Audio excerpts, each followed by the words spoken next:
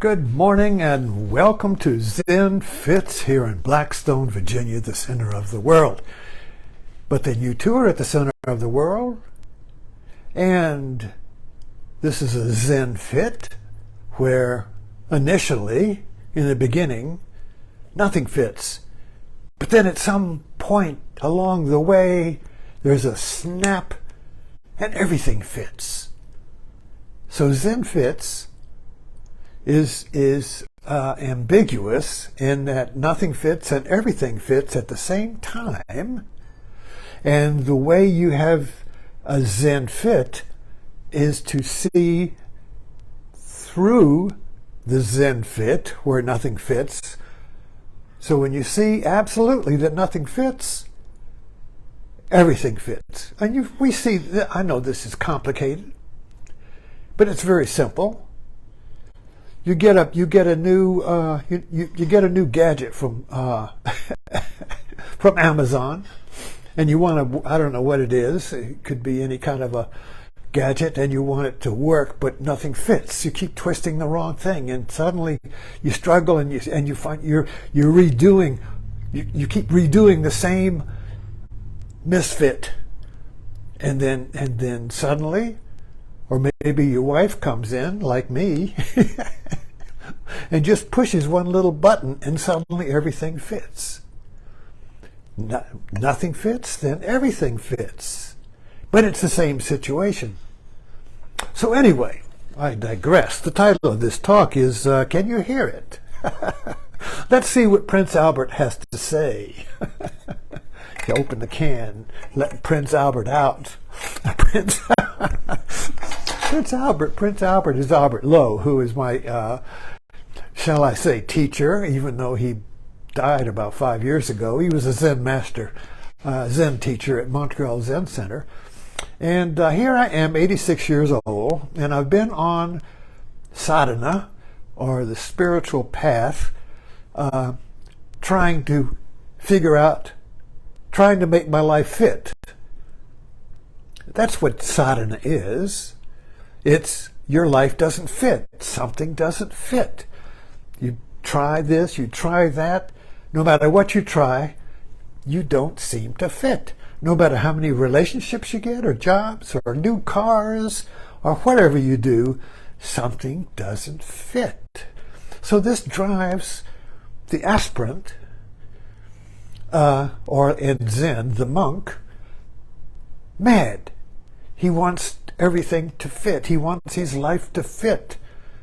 He wants to stop seeking the fit, you see. And he's having a fit. So in Zen, you go to these little dramas and the Zen koans. They're little snapshots of dramas where a monk who's driven by the angst, anxiety, and yearning to make everything. So he goes to a master, and he wants the master to make everything fit. He finds a teacher who will make everything fit, a savior. If you're religious, a Christian, you want to find Jesus, and then everything fits, you see. Or you find God, and everything fits. But these are temporary, it seems, because you're still in a messy old personality that doesn't fit. Anyway. So you get the point here is that when nothing fits, you cannot let go of the promise of the truth that somewhere, somehow, somewhere, everything will fit. We call this the promised land. Great movements are driven by the promised land. The whole civil rights movement was the promised land. So even the hobo wants to get to the big rock candy mountain. We all want to get to the promised land where everything fits. So there's this nothing fits, time, sadhana, path, struggle, searching to everything fits. When everything fits, it's like taffy. It's been pulled apart. And the further you search, or the longer you search, for everything fits, the tighter the string or the taffy. Finally, it reaches its extension and it can't go anything further, and finally, boom, everything fits. And it happens suddenly. You don't know where it came from. We call these awakening or kensho or satori or eureka, different names. Self-realization, awareness, awakening, I don't know, what do you name it? Every mystical, whatever. A lot of different names. But the snap is the same. The fit happens spontaneously. The fit happens without cause. You can't make the fit happen. Because trying to make the fit happen just stretches the tension to its breaking point. And at that breaking point, there's a saturation. There's a saturation. And it can't go so suddenly. If you stay with the tension, if you stay with the contradiction, if you stay with the not fitting, at some point, the energy that is stretched to its limit will suddenly break through or cut the taffy or the rubber band, and boom, everything fits. Everything comes together. Aha! And it's very simple. It's very simple. The world stays the same, but before everything fit, the world was fragmented. The world was cut into pieces. This is the Eucharist in the Christian Church, in the Catholic Church. The bread is broken. Christ is dismembered. The turkey is cut apart. This is the theme. Dismemberment. The world is broken. Your world, either the external world or your world, but it's always your world. My world is, when my world is broken, is fragmented. All I do is have a piece here, a piece there, a piece here. You see, and I can't put all the pieces together. Got to go to work and I'm miserable, and I come home and I think I'll be at home, and then I got a problem at home. Then I go on vacation and the hotel stinks. And then I come home again, and then the wash machine breaks down, and then I go to work and the boss yells at me, and then nothing fits. It's all little compartments of misfits. Our world is compartmentalized, and each world, work, home, vacation, doesn't fit. So what do? You see, it's kind of like we're fragmented into a compartmentalized world of misfits. Everything is a misfit. So what we want is the big fit. The big fit, where all of these compartments come crashing into one fit. Everything fits in the one. That's what we want. That's what we're seeking. That's what we desire, whether we know it or not. Is we want all of the different compartments in our life. Vacation, I want to be one. At work, I want to be at home. At work, I want to be at home at home. I want to be at home on vacation. I want to be at home on an adventure. I want to be at home if I go to prison. I want to be at home if I go to war. I want to be at home. And this is where Zen comes in and says, coming and going, you never leave home. Coming and going, you never leave home. When you're at home, no matter where you are, everything fits. That's why home is kind of like a mythological place where everything fits, you know. If it's messy, it fits. If it's in order, it fits. You know, whatever it is, it's your home. So you're at home with it, you see. Unless you got someone else living there who has a fit with your with your messiness, or you have a fit with their order, you know, chaos and order. Some people feel at home in chaos. Some people feel at home in order. Anyway, when everything fits, chaos and order are together. Okay, so let's see if we can get back to the title here. What was my title? Can you hear it?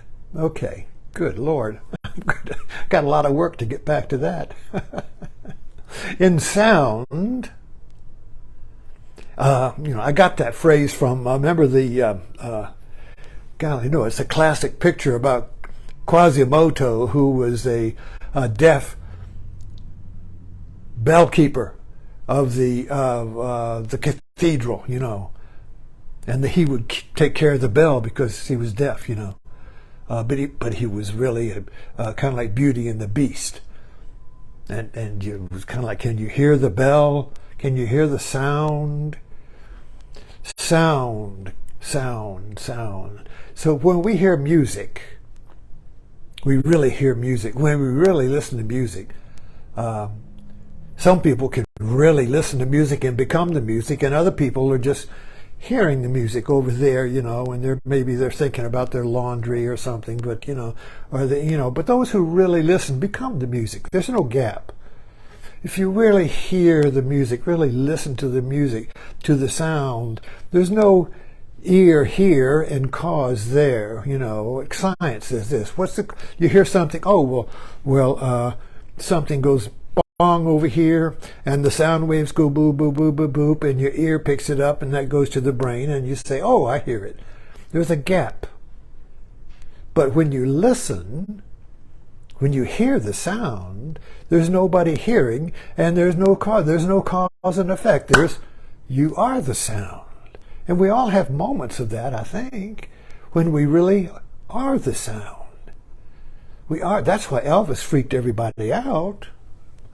It was because when he sang, his body was singing. The body and the mind were one in Elvis. And also in black music. But then Elvis kind of like, but get the point here. This was the revolution of the 60s. Boy, I jump around. You know, that the sound awakened the 60s. The sound awakened the heart, anyway. So we're trying to get into sound, and the fact that in the sound, when you really listen to the sound, you are the sound. There's no gap. There's no thinking in there. There's no discriminating mind saying, oh, this could be better. Oh, well, that note is off. You know, there's nobody hearing the herd. It's one. I am the sound is me. You are the sound.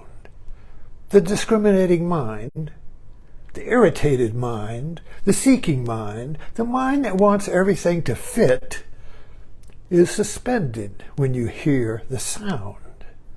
When you listen to the sound, the seeking for everything fits drops off, you see. The ego drops off. The discriminating mind, the calculating mind, oh, this is not as good as the other sound I heard. Oh, wait a minute, oh, this guy's a little off, you know. That's the discriminating mind. When you listen, when you are the sound, the hearer drops off. There's nobody there hearing.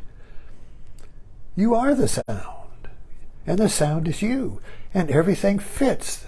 So this is why we love music. It's because when you really listen to music, the seeking is over. You are the music. The music is you. And this is why in Zen, hang in there, this is why in Zen, and in Buddhism, the Bodhisattva of Compassion, which is the heart mind, the I am mind, the heart mind, the mind that does not seek, is aroused in sound.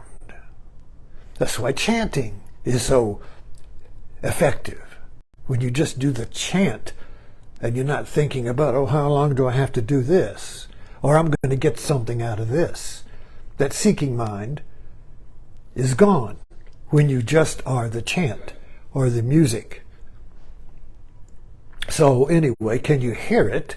Basically, the point is that awakening to the truth that life fits, that everything fits, that you are home no matter where you go, which means you fit in every situation at ease and at one with the situation, at one-ment, you know, Jesus, you know, at one-ment. You know, at one-ment is being at home. And sound is the entrance, is the way to penetrate through the seeking, discerning, complaining, bitching mind, who cannot find perfection, you see. No matter what the bitching mind or the complaining mind does, no matter how fancy the restaurant, even in heaven there'd be something wrong. You see? The separation, the rubber band. You got one, and then there's a separating. I'm here, that's there, I hear, my ear is here, the cause is there. It stretches and stretches and stretches. Now the seeker, the spiritual seeker, the aspirant, the lover of the one who wants above all else for everything to fit, the one whose hair is on fire because nothing fits, the one who yearns with all his heart, soul, and mind to find everything, that place where everything fits, cannot rest until everything fits. And so the seeker stretches and stretches and stretches until it reaches the limit of pain. It reaches the limit, the saturation of hurt, the saturation of pain, the saturation of suffering. Suffering reaches its stretching point, and at some point, grace comes in, or a magical moment. Something happens spontaneously by accident, wham, and now everything fits. This is it. And you laugh. Because it's so simple. You just fall on the floor laughing. It's so simple that everything fits. You can't believe it. It's been fitting all along. It's been fitting all along. But I had to stretch to the limit before I could see that everything fits. Can you hear it? Can you hear it? Thanks for dropping in.